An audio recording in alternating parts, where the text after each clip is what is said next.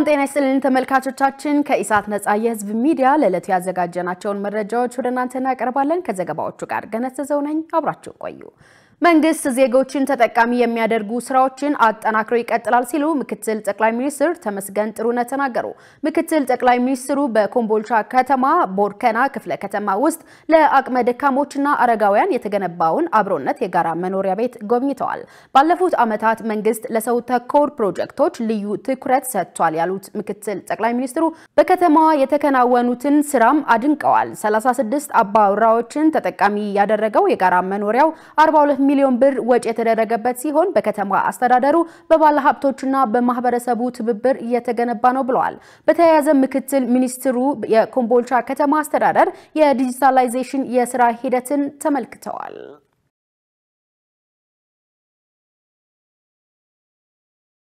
ኢትዮጵያ በቀጣናው ደህንነትና ልማት ውስጥ እየተወጣች ያለውን ትርጉም ያለው ሚና አውስትራሊያ እንደምትደግፍ ገለጸች አውስትራሊያ ከኢትዮጵያ ጋር በአዳዲስ መስኮች ትብብር የመፍጠር ፍላጎት እንዳላት በኢትዮጵያ የአውስትራሊያ አምባሳደር ዶክተር ፒተር ሃንተር ተናግረዋል አምባሳደር ሃንተር አውስትራሊያና ኢትዮጵያ ያላቸው የሁለትዮሽ ትብብር አድማስ እየሰፋ እንደሚገኝ አንስተዋል የህዝብ ለህዝብ ትስስር ንግድ ኢንቨስትመንትና ትምህርትን በማሳያነት ጠቅሰዋል አውስትራሊያ ኢትዮጵያ ህዝብና መንግስት ጋር የሁለትዮሽ ግንኙነቱን ለማጠናከር በቅርበት እየሰራ ይገኛል ነው ያሉት አምባሳደሩ ኢትዮጵያ እየተገበረች ያለችውን የኢኮኖሚ ሪፎርሞች ያደነቁ ሲሆን ሪፎርሙ የባለሀብቶችን የራስ መተማመን መጨመሩንና አዳዲስ እድሎችን መፍጠሩን አብራርተዋል አውስትራሊያ ከኢትዮጵያ ጋር በቱሪዝም ማዕድንና ግብርና ዘርፍ ያላትን ትብብር የማጠናከር ፍላጎት እንዳላት ገልጸዋል ከዓለም አቀፍ ጉዳዮች ጋር በተገናኘም አውስትራሊያ የባለብዙ ወገን መድረክ ማሻሻያ እንዲደረግ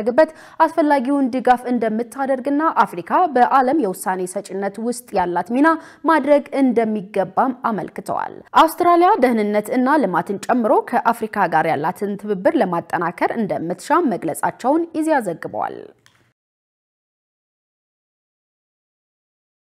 የአፍሪካ የመንገድ ደህንነት ቀን በዛሬው ዕለት በአዲስ አበባ አድዋ ድል መታሰቢያ ተከበረ የመንገድ ደህንነት ቀን ሁነት የአፍሪካ ህብረት ኮሚሽን ስር በሚገኘው የአፍሪካ የመንገድ ደህንነት ኢኒሺዬቲቭ የኢፌድሪ የትራንስፖርት እና ሎጂስቲክስ ሚኒስቴር የመንገድ ደህንነትና መድን ፈንድ አገልግሎት እና የተባበሩት መንግስታት የአፍሪካ ኢኮኖሚክስ ኮሚሽን ኢሲኤ በጋራ አዘጋጅተውታል የአፍሪካ መንገዶች ደህንነታቸውን በመጠበቅ የዜጎችን ህይወት ለመታደግ የጋራ ቁርጠኝነትን ማጠናከር የቀኑ መሪ ሐሳብ ነው በትራፊክ አደጋ ምክንያት ህይወታቸውን ያጡና የተጎዱ ሰዎች የሚታሰቡበትና በአፍሪካ ደረጃ የመንገድ ደህንነትና ዘላቂ የትራንስፖርት እንቅስቃሴ ለማረጋገጥ ሀገራት የጋራ ቁርጠኝነታቸውን የሚገልጹበት ነው አፍሪካ ከፍተኛ የትራፊክ አደጋዎችን ከሚያስተናግዱት አህጉራት መካከል አንዷ መሆኗን የአፍሪካ ህብረት ገልጿል ከዓለም ተሽከርካሪዎች ውስጥ ከ4% በታች የሚገኝባት አፍሪካ የዓለም 25% ገደማ የትራፊክ አደጋ ሞት እንደሚመዘገብባት አመልክቷል ከሚጎዱት መንገደኞች የሳይክልና ሞተር አሽከርካሪዎች መካከል አብዛኛዎቹ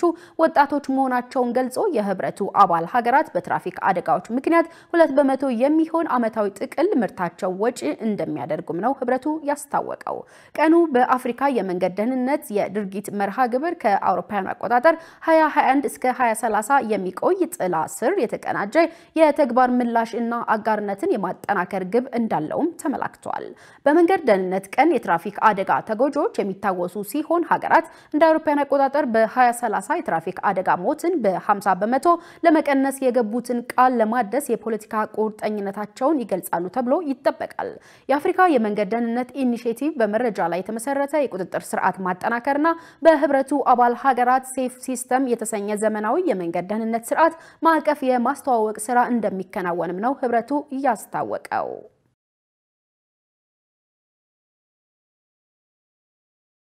መሶብ የአንድ ማዕከል አገልግሎት ለከተሞች አገልግሎት አሰጣጥ መዘመን እገዛ ያደርጋል ተባለ የኢትዮጵያ ሲቪል ሰርቪስ ኮሚሽን ኮሚሽነር ዶክተር መኩሪያ ኃይሌ መሶብ የአንድ ማዕከል አገልግሎት ለከተሞች አገልግሎት አሰጣጥ መዘመን ትልቅ እገዛ ያደርጋል ብለዋል በአፋር ክልል ሰመራ ሎጊያ ከተማ 10ኛው የኢትዮጵያ ከተሞች ፎረም የከተሞች እድገት ለኢትዮጵያ ልዕቀት በሚል መሪ ሐሳብ እየተካሄደ ይገኛል በፎረሙ ሁለተኛ ቀን ውሎ የኢትዮጵያ የፐብሊክ ሰርቪስ ሪፎርምና መሶብ የአንድ ማዕከል አገልግሎት በሚል በተካሄደው የፓናል ውይይት ላይ ዶክተር መኩሪያ ኃይሌ እንዳሉት የመንግስት አገልግሎትና አስተዳደር ሪፎርም የተነደፈው ለሁሉም ሴክተር ነው። ሪፎርሙ ዘመን ተሻጋሪ ተቋማት መገንባትን ታሳቢ ያደረገ መሆኑን ጠቁመው እሳቤው የሰራተኛውን የአቅም ክፍተቶችን በመለየት የማብቃት ስራ መሆኑን አንስተዋል። ጠቅላይ ሚኒስትሩ ያስጀመሩት መሶብ የአንድ ማዕከል አገልግሎት የዓለምን ምርጥ ተሞክሮዎችን በመውሰድ በኢትዮጵያ ነባራዊ ሁኔታ መተግበሩን ጠቁመዋል። ዓላማውም በከተሞች አገልግሎትን በአንድ ቦታ መስጠትና የተገልጋዩን እርካታ ማረጋገጥ መሆኑን ተናግረዋል። ስርዓቱ ጥራት ያለው አገልግሎት መስጠት የሚያስችል መሆኑን ገልጸው የመሶብ ዋና ማዕከል ግንባታ በዚህ ዓመት ይጀመራል ነው ያሉት። የመሶብ የአንድ ማዕከል አገልግሎት የበለጸገች ሀገር የመገንባት ጥረቶች አካል መሆኑን ገልጸው ለአገልግሎቱ የሚያስፈልጉ መሰረተ ልማቶችን ቅድሚያ ሰጥቶ መስራት እንደሚገባ ማስገንዘባቸውን ዘግቧል። የጡት ካንሰር የሚያስከትለውን ጉዳት ለመከላከል ቅንጅታዊ አሰራር እንዲጠናከር ተጠየቀ። በወዳጅነት አደባባይ የጡት ካንሰር የሚያስከትለውን ጉዳት ለማስገንዘብ ያለመ የአካል ብቃት እንቅስቃሴ መርሃ ግብር ተካሂዷል። በመርሃ ግብሩ ላይ የተገኙት የሴቶችና ማህበራዊ ጉዳይ ሚኒስትር ዶክተር ኤርጎጌ ተስፋዬ የጡት ካንሰር የሴቶችን ሕይወት አደጋ ላይ የሚጥል ህመም መሆኑን ተናግረዋል። በመሆኑም ችግሩን ለመቀነስም ግንዛቤ ማስጨበጫን ጨምሮ ቅንጅታዊ አሰራርን ማጠናከር ወሳኝ መሆኑን ጠቁመዋል።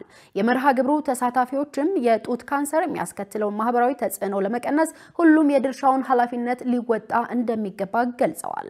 በኢትዮጵያ በየዓመቱ ከ9000 በላይ ሴቶች በጡት ካንሰር ምክንያት ህይወታቸውን እንደሚያጡ የጤና ሚኒስቴር መረጃ ያመለክታል ብለዋል ሚኒስትሯ። በሐረሪ ክልል የቱሪስት መስህቦችን እሴት በመጨመር ህዝቡን ተጠቃሚ ለማድረግ እየተሰራ ነው ተባለ። በሐረሪ ክልል የሚገኙ መስህቦችን እሴት በመጨመር ከቱሪዝም ዘርፍ ህዝቡን የበለጠ ተጠቃሚ ለማድረግ በትኩረት ይሰራል ሲሉ ርዕሰ መስተዳድር ኦርዲን በድሪ ገልጸዋል። የሐረሪ ክልል ርዕሰ መስተዳድር ኦርዲን በድሪ ለጋዜጣ ፕላስ እንደተናገሩት በክልሉ የቱሪስት መስህቦች ላይ እሴት በመጨመር የቱሪዝም ፍሰቱ እንዲጨምር የማድረግ ስራ ይሰራል ብለዋል። ሐረር ከተማ በዩኔስኮ የተመዘገበች የዓለም ቅርስ ከተማ ናት ያሉት ርዕሰ መስተዳድሩ የጀጎል ግንብን ጨምሮ ሌሎች በርካታ መስህቦች ያሉበት ነው ብለዋል። በክልሉ ትልቁ ጸጋ ቱሪዝም መሆኑን ጠቅሰው ዘርፉን በመጠቀም ኢኮኖሚውን ለማነቃቃትና ለማጠናከር እንደሚሰራ ገልጸዋል። በቱሪዝሙ ዘርፍ የሴቶችና የወጣቶች የሥራ ዕድል ተጠቃሚ የሚሆኑበት ሁኔታ ለመፍጠር እንደሚሰራም ተናግረዋል። በሐረር ከተማ የተጀመረው የኮሪደር ልማት የሐረር የማንሰራራት ዘመን ጅማሮ ማሳያ ነው ያሉት ርዕሰ መስተዳድሩ የልማት ስራዎቹ በቀጣይ ሰፍተውና ተጠናክረው ይቀጥላሉ ብለዋል። እስካሁን ያለው ውጤት በህዝቡ ዘንድ ቅቡልነትን ያገኘ መሆኑን ጠቅሰው በህዝቡ ዘንድ ተስፋን ያጫረና መንግስትና ህዝብን ያቀራረበ መሆኑን ገልጸዋል። በቀጣይ ያሉትን ተግዳሮቶችን በመቅረፍ ህዝቡን ከቱሪዝሙ ዘርፍ የበለጠ ተጠቃሚ ለማድረግ ጥረት እናደርጋለን ሲሉም ተናግረዋል። በቀጣዮቹ 8 ወራት በመዲናዋ የኑሮ ውድነት ጫናን የሚቀንሱ የምርት አቅርቦት ግዥና ቁጥጥር ተግባራት ተጠናክሮ እንደሚቀጥል ተገለጸ። በፌደራል መንግስት ከተቀመጡ የእቅድ አይነቶች መካከል የኑሮ ውድነቱን የመቀነስ እቅድ አንዱ ሲሆን ለዚሁ መነሻነት በአዲስ አበባ ከተማ የኑሮ ውድነትን ለመቀነስ ግብረ ኃይል ተቋቁሞ ወደ ስራ ገብቷል። ግብረ ኃይሉ በሚቀጥሉት 8 ወራት በሚያከናውናቸው የኑሮ ውድነት ቅነሳ እቅዶች ላይ ምክክር እያካሄደ ነው። እቅዱን ለመተግበር ማምረት መግዛትና መቆጣጠር የሚሉ የመፍትሄ ሐሳቦች ዋና ጉዳዮች መሆናቸውንም ያነሱት የአዲስ አበባ ምክትል ከንቲባና የኢንዱስትሪ ልማት ቢሮ ኃላፊ አቶ ጃንጥራር አባይ ናቸው። የምርት አቅርቦትን መጨመር፣ የቅዳሜና እሁድ ገበያ መዳረሻ ቦታዎችን ቁጥር ከ219 ወደ 240 ማሳደግና ምርቶችን መጨመር፣ ሸማች ማህበራትን ማሳደግ፣ የዳቦ ፋብሪካዎችን መደገፍና ቁጥር መጨመር፣ የተኪና ኤክስፖርት ምርቶችንና ጥራት ማሳደግ ትኩረት የሚደረግባቸው መሆናቸውን ገልጸዋል። ለዚህ ስኬት የግብረ ኃይሉ አባላትና ተቋማት ተናበው ተቀናጅተው መስራት ይጠበቅባቸዋል ሲሉም አክለዋል።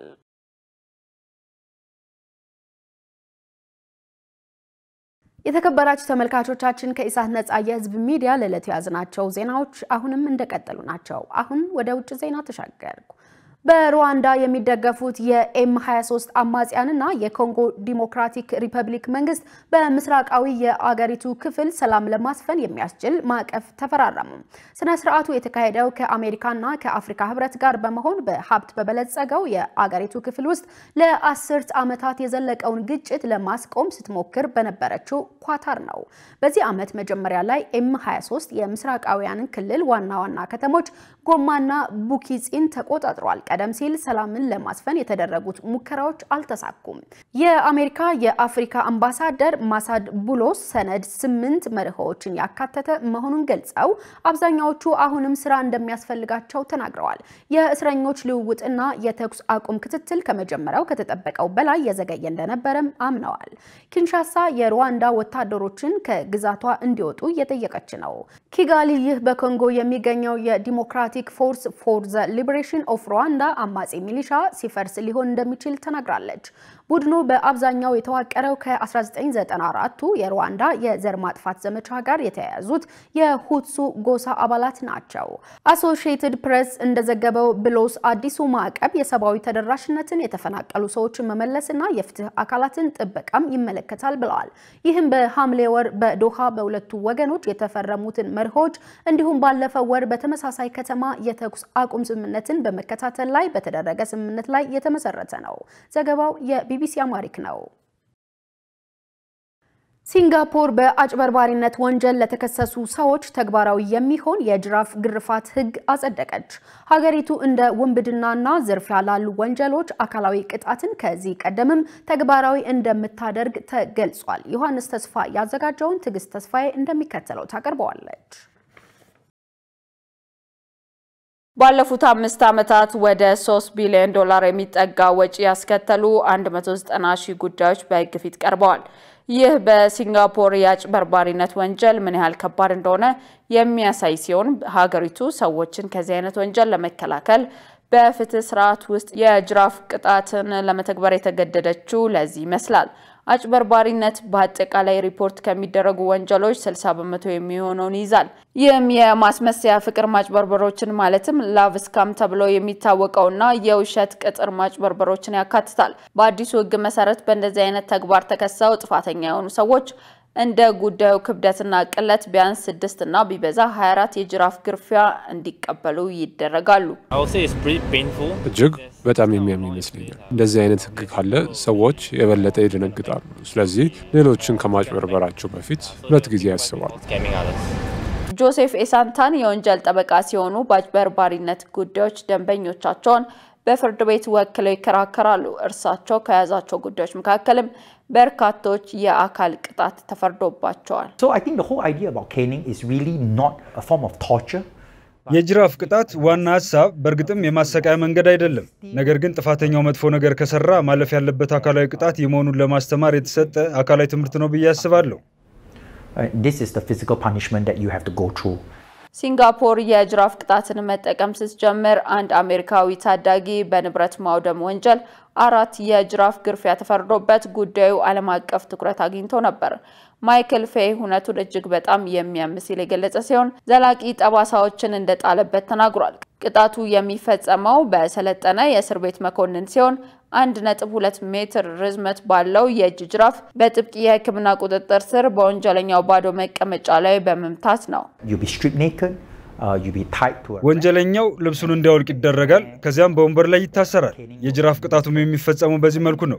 የሲንጋፖር መንግስት በአጭበርባሪነት ጉዳዮች ላይ የጅራፍ ቅጣትን ማስተዋወቁ ፍጹም ትዕግስት እንደሌለው ያሳያል ብዬ አስባለሁ። ሲንጋፖር በቅርብ ዓመታት ውስጥ ማጭበርበርን ለመግታት እያደረገችው ያለችውን ጥረት አጠናክራ ቀጥላለች። ይህም የዜጎችን ማጭበርበር ለማስቆም ለህዝቡ ሰፊ የግንዛቤ ማስጨበጫ መስጠቱን ያካትታል። ይሁን እንጂ ችግሩ በደቡብ ምስራቅ እስያ በከፍተኛ ሁኔታ ተስፋፍቷል። እንደ ካምቦዲያና ማይናማር ባሉ ሀገራት ያሉ የሳይበር ማጭበርበሪያ ማዕከሎች በዓለም ዙሪያ ሰዎችን በቢሊዮን የሚቆጠሩ ዶላሮችን አሳጥተዋል። በቅርቡ የሲንጋፖር ፖሊስ ባለብዙ ቢሊዮን ዶላር ማጭበርበሮችን የሚያካሂድ የግዳጅ ሰራተኛ ማከማቻ ካምፖችን በማስተዳደር ተከሶ በነበረው እንግሊዛዊ ካምቦዲያ ዜጋ ቼንጂ ጋር የተገኘ ከ100 ሚሊዮን ዶላር በላይ የሚገመት ንብረት ወርሷል። ሆኖም የጅራፍ ቅጣቱ ወንጀሉን ይቆጣጠር ይሆን ለማመን አስቸጋሪ ይመስላል። ቢሆንም ነገርየው ለወንጀለኞቹ ግልጽ መልእክት ያስተላልፋል። አጭበርባሪዎች በሲንጋፖር ከባድ ቅጣት እንደሚገጥማቸው ማረጋገጫ ይሰጣል።